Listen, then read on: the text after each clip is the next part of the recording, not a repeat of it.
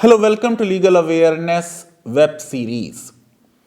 देश में वैक्सीनेशन की स्पीड अब बढ़ती जा रही है।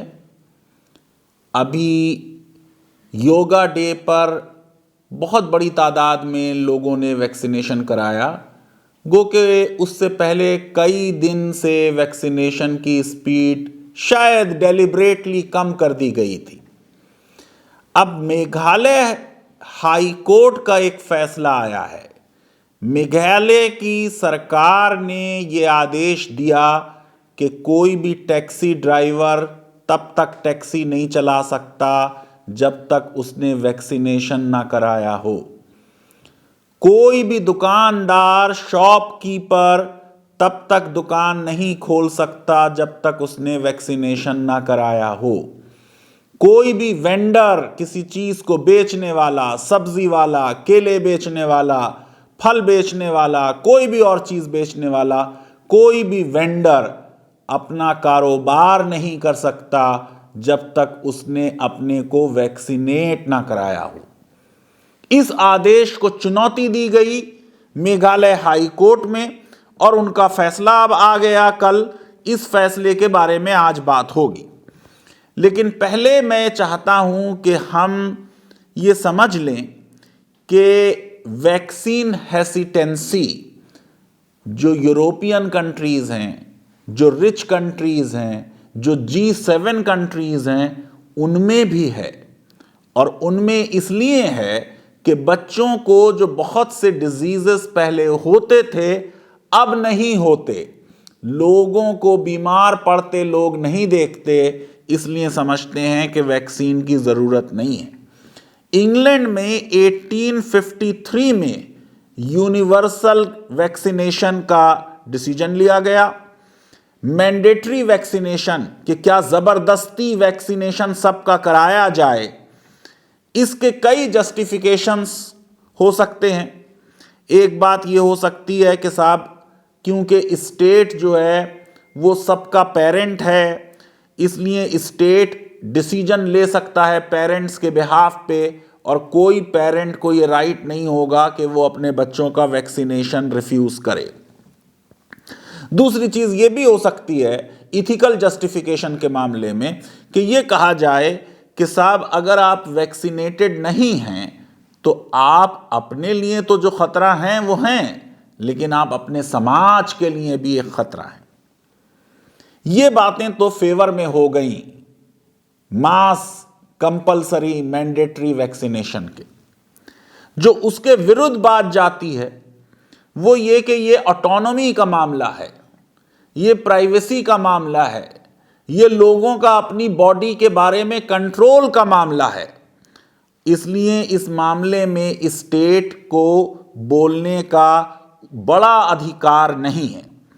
अमेरिका में 1905 में जैकॉब्सन वर्सेस मैसाचुसेट्स का केस हुआ, जिसमें उनकी सुप्रीम कोर्ट ने 1809 का स्मॉल पॉक्स वैक्सीनेशन मैसाचुसेट्स में जो कंपलसरी किया गया था उसको लीगल माना।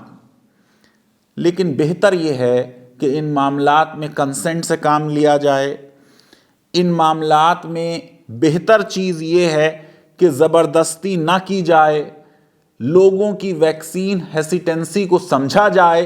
हमारे तो पूरे देश में बाबा रामदेव ने लोगों को कंफ्यूज कर दिया था वैक्सीन लगाने के बारे में। अब जब हेल्थ मिनिस्टर ने उन्हें लेटर वगैरह लिखा तो अब उन्होंने कहा वो खुद भी वैक्सीन लगाएंगे।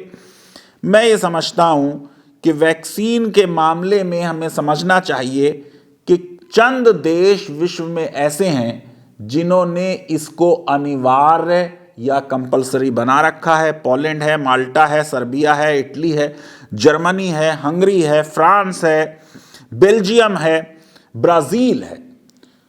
कुछ देश ऐसे हैं जिन्होंने कुछ ग्रुप के लिए उसको कंपलसरी किया है।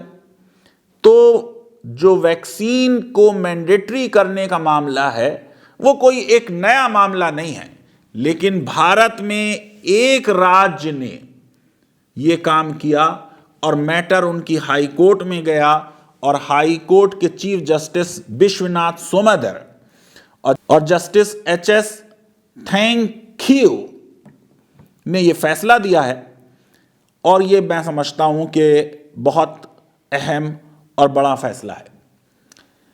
जजेस ने लिखा कि इस वक्त एब्सोल्यूट नेसेसिटी है कि वैक्सीनेशन किया जाए। ये बहुत ज़रूरी है कि वैक्सीनेशन हो ताकि समाज में एक सेफ्टी का माहौल बने, कोविड-19 पर हम लोगों की वाकई में जीत हो।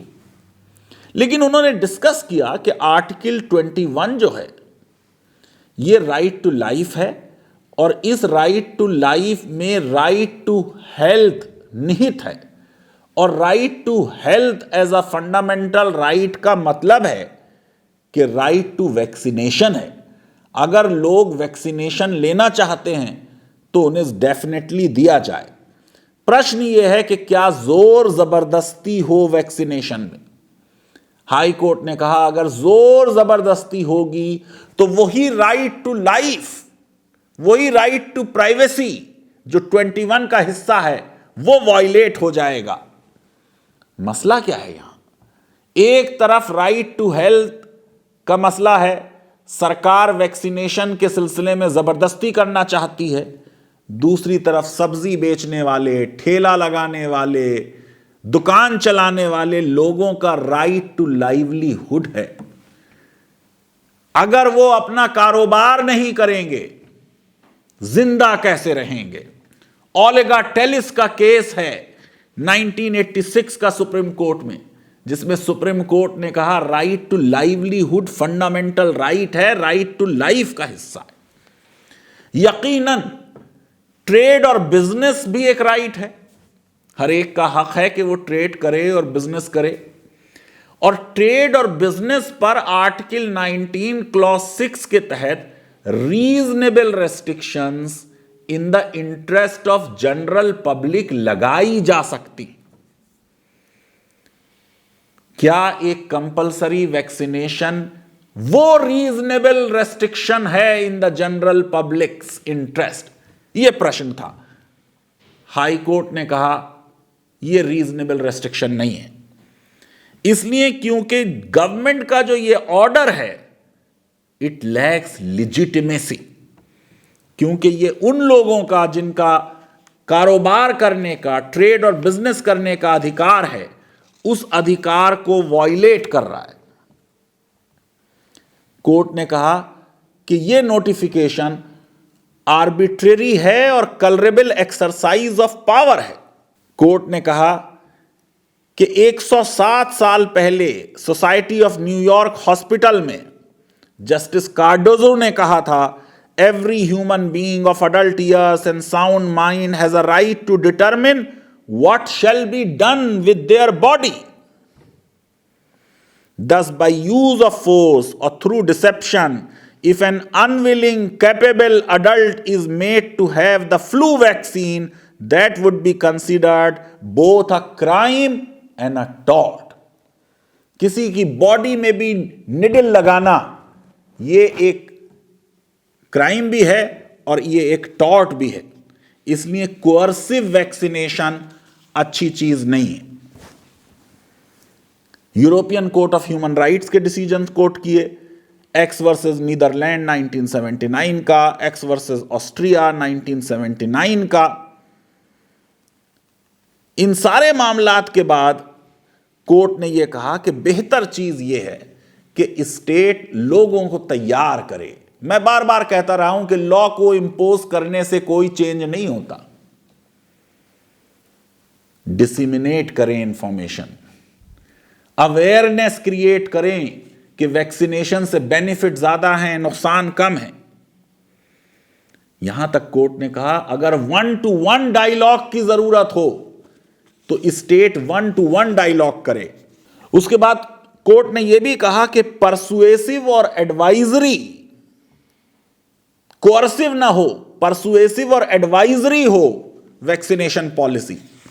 और फिर बहुत एक अच्छा सजेशन दिया मेघालय हाई कोर्ट ने कि जितनी भी दुकानें हैं, शॉपकीपर्स हैं, टैक्सी ड्राइवर्स हैं, वो अपनी टैक्सी पर, अपनी दुकान पर, अपने ठेले पर प्रोमिनेंटली डिस्प्ले करें वैक्सीनेटेड। कोई रेस्टोरेंट है, कोई दुकान है, वो लिख दे कि भाई हमारे यहाँ जितने भी एम्प्लॉयज़ हैं ये सब वैक्सीनेटेड हैं। अगर उसने वैक्सीनेट नहीं कराया है उन्होंने, तो ये लिख दें नॉट वैक्सीनेटेड, ताकि लोग अगर उनकी दुकान पे आना चाहें नॉट वैक्सीनेटेड होने के बावजूद भी तो आएं, और ना आना चाहें तो ना आएं। कितने फॉन्ट में लिखा जाएगा, क्या एक्चुअल डायमेंशन होगा, ये जो साइन बनेगा वैक्सीनेटेड और नॉट वैक्सीनेटेड का, ये हाई कोर्ट ने अथॉरिटीज पर छोड़ दिया स्टेट की। मैं ये समझता हूं कि ये जजमेंट एक बड़ा साउंड लीगल जजमेंट है, जो बार बार हमें बता रहा है कि स्टेट को किसी भी मामलात में एक डेमोक्रेटिक कंट्री में, रूल ऑफ लॉ कंट्री में, सिविल लिबर्टीज वाले कंट्री में जबरदस्ती का अधिकार नहीं है। स्टेट की जिम्मेदारी है कि लोगों को एडुकेट करे, परसुएट करे, इस पर कैंपेन चलाए कि वैक्सीनेशन के क्या फायदे हैं। लीगल अवेयरनेस वेब सीरीज अगर आपको पसंद आती है तो मेरी रिक्वेस्ट है कि हमारे इस वीडियो को वाइडली शेयर करें, हमारे चैनल को सब्सक्राइब करें और बेल आइकन और लाइक क्लिक करें। और मैं ये भी कहूँगा कि बेहतर ये है कि अपने को बचाने के लिए वैक्सीनेट करें। धन्यवाद।